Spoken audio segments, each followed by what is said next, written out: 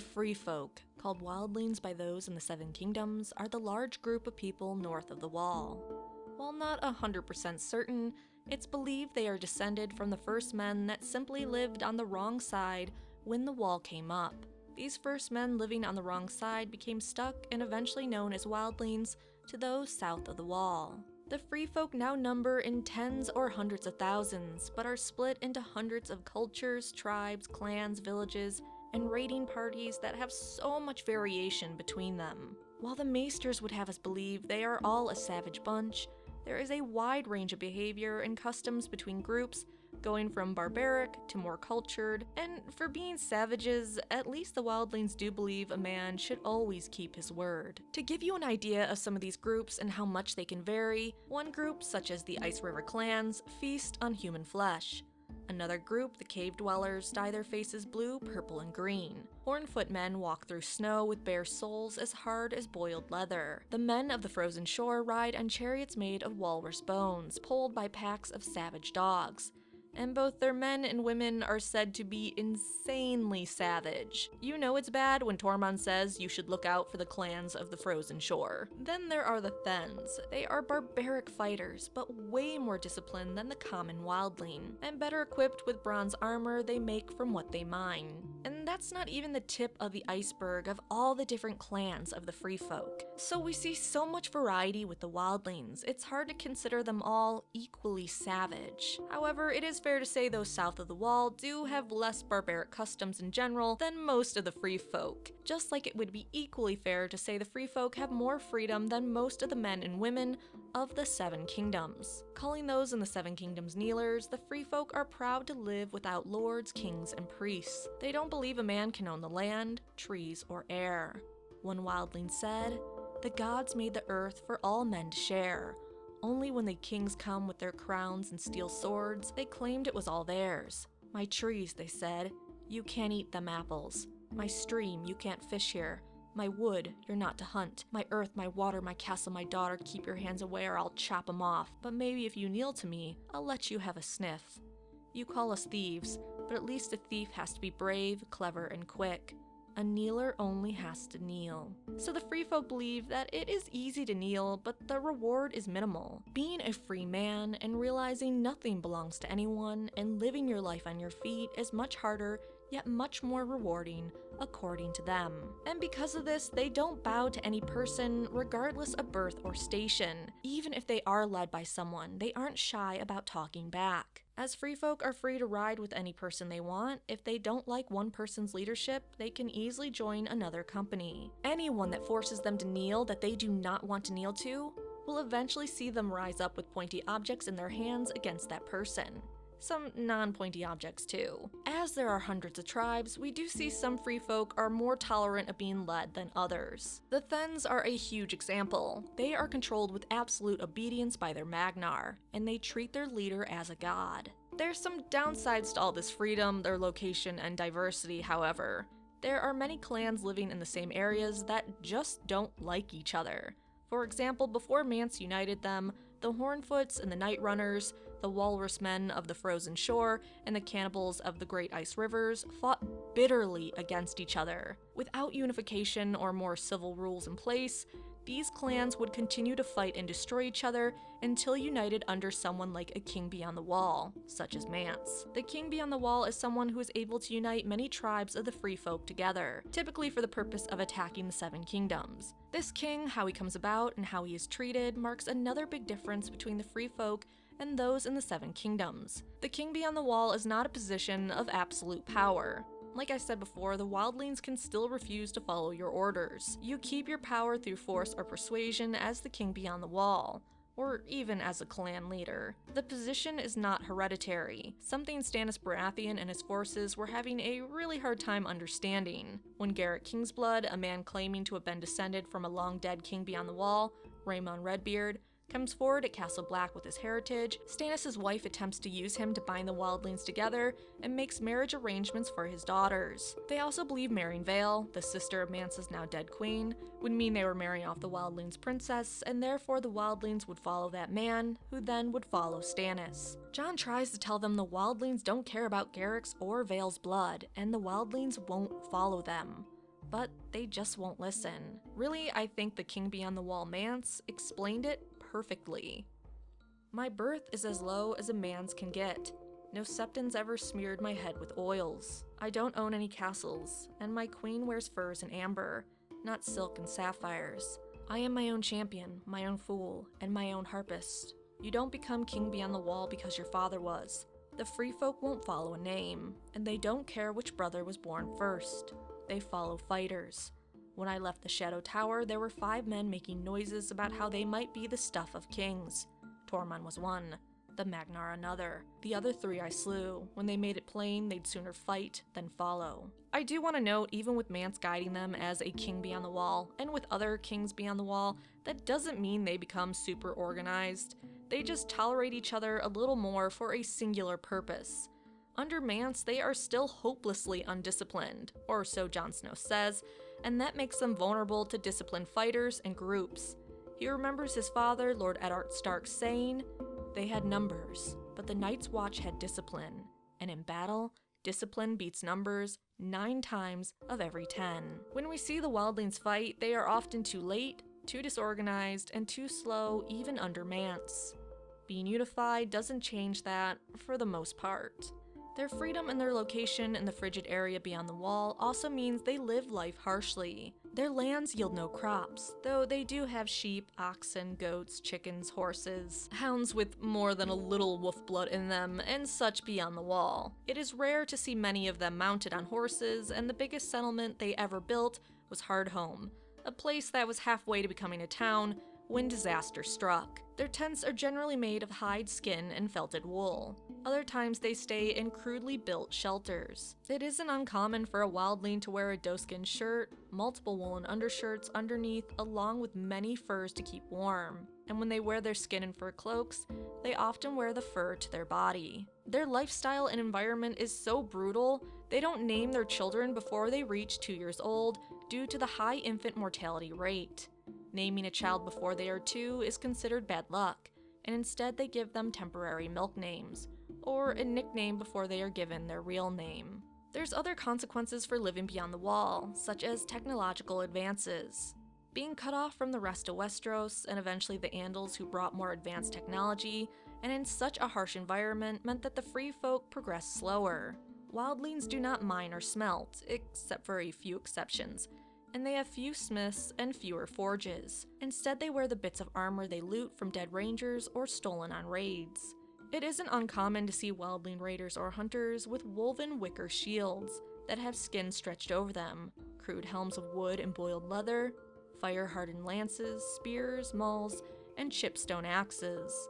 Some of the more colorful wildlings may have a broken skull of a giant as a helm. A wildling with bronze armor is seen as well armored. Being beyond the wall also meant that they kept the use of the Old Tongue, the language of the first men, and few wildlings know the common tongue. They also kept to the old gods, as they were never introduced to the faith of the Seven by the Andals. Following the old gods may be why they burn their dead, or it is more likely that being on the other side of the wall, the wildlings remembered the others and their whites, and carried the tradition of burning their dead through the centuries. Obviously, with knowing the others are moving south again, they have kept up on the practice of burning their dead. Their customs, how they live, and being apart from the Seven Kingdoms has created some unpleasant views of the wildlings to crop up from the people below the wall. Savages in skin is the general thought on wildlings by those in the Seven Kingdoms. That viewpoint probably isn't helped by the fact that the free folk women are welcome to fight alongside the men, known as spearwives, and given just as much respect as their men. As we see with Brienne of Tarth, women fighting alongside men is generally looked down on, with the exception of a few areas below the wall. Besides custom differences, there's also the small fact that the wildlings have been raiding and attacking the lands of the Seven Kingdoms for hundreds and hundreds of years. And we know how well people deal with the unknown, people with strange cultures, and your enemies. You build up these insane stories about how terrible they are. Old Nan tells the Stark children chilling tales of the wildlings, saying how they were cruel men, slavers, slayers, and thieves, that they consort with giants and ghouls, their women lay with others in the long night to have horrifying half-human children, stole girl children in the dead of night, and drank blood from polished horns. Others believe the Wildlings think themselves wiser than a maester and as good as a king. It's important to note a lot of this is exaggeration, fear-mongering, and just plain hate, which if people were stealing your women and attacking your realm, you'd have unfavorable views as well. I feel Jon Snow said it best, "A river of blood runs between our peoples, old and deep and red." However, they do get blamed for many things that aren't their doing, such as the increase in losing men on rangings, which both the Night's Watch and Ned Stark blame on the Wildlings. Funny enough, despite the Wildlings having such a bad rap, Ned Stark does consider the enemies of the North, Winter and the Wildlings, to be a clean simplicity in contrast to the problems of the South. So maybe the Wildlings aren't so bad. After all, Jon did say they have honor, just their own type of honor. And one of the most honored positions with the Wildlings are the raiders who bring back silks, furs, spices, steel swords and axes, women, and any other treasure they can find to bring beyond the wall. Raiding is a huge part of the Wildling culture, and they start from as young as 12. They either climb the wall or cross the Bay of Seals in little boats. Sometimes there are rewards for climbing the wall, besides what you get from the raid, such as Man's promising castle-forged steel swords and their name in a song. This may have only been a special occasion though, the preparation for their attack on the wall. As the Night's Watch has declined, the Wildlings have grown bolder and crossed in greater numbers, raiding the Northern Mountain clans, Bear Island, and the Umber lands instead of just the Gift. For climbing the wall, the Wildlings use hempen rope, small stonehead hammers, bags of stakes made of iron, horn, and sharpened bone as anchors for their ropes, ladders to help with their climb once they're on top, or some of them are, ice axes that are actually antlers sharpened to a point, bound to wooden handles with strips of hide, and boots of supple doeskin that have iron, bronze, or jagged bone spikes jutting from the toes. Climbing the wall isn't an easy task, and can take most of the day. It is a dangerous climb, and the Night's Watch has been known to find broken corpses of those that have fallen. 2 to 3 times a year they come upon climbers attempting to get over the wall. Along the east coast, the free folk prefer to build boats to get across the Bay of Seals, and in the west they descend into the black depths of the gorge to make their way around the Shadow Tower. The more inexperienced raiders that make it over the wall make mistakes, and are hunted, found by the men of the Night's Watch, and hanged before they can ever get back over the wall with their stolen women and plunder. Though excluding their raiders, the free folk rarely come close to the wall, especially close to the strongholds that dot the wall. The Wildlings have no love for the men of the Night's Watch, who they call crows, and particularly no love for the rangers, who have been fighting the Wildlings for centuries. Benjen Stark, the first ranger before disappearing, along with Qhorin Halfhand, especially made their life a living hell. Lord Commander Mormont claimed that Benjen would chase the Wildlings through all 7 hells, and bring him back their heads. The hate for the crows is so strong, the Wildlings would sooner bite off their own tongue than tell a crow anything. The men of the Night's Watch in turn have little trust or love for the Wildlings. They believe if you give a Wildling a weapon, it'll soon be buried in your skull. Some even suggest that fewer Wildlings means fewer worries, and the world is better off without the raiders and murderers. Another member of the Watch once explained the difference between a friendly Wildling and a hostile one. He said, "Do you know the difference between a Wildling who's a friend to the Watch and one who's not? Our enemies leave our bodies for the crows and the wolves.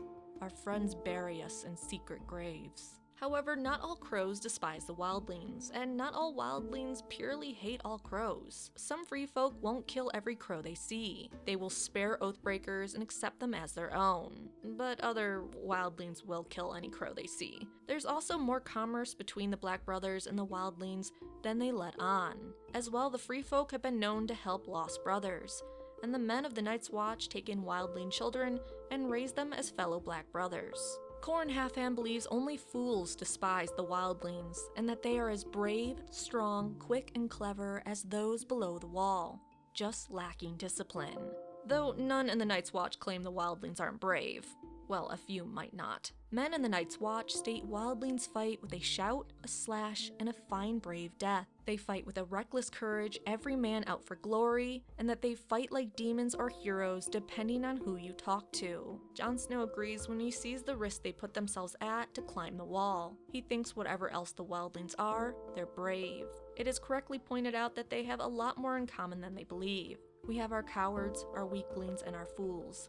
As do they. Another big divide between the Seven Kingdoms and the Free Folk is their views of sexuality and marriage. Besides maybe the stealing women part, and if they don't have consensual sex, I'd say Wildlings have a more healthy view of sex than a large part of the Seven Kingdoms. The Free Folk consider themselves to be free and therefore able to have sex when they want without the stigma of dishonor or requirement of marriage. Marriage generally means very little to most of the Free Folk. Becoming pregnant from such unions is also considered normal and even a happy thing. Either you get a strong son or a lively girl. Because of this, they also don't have a stigma on bastards, believing they are just as healthy as true-born children.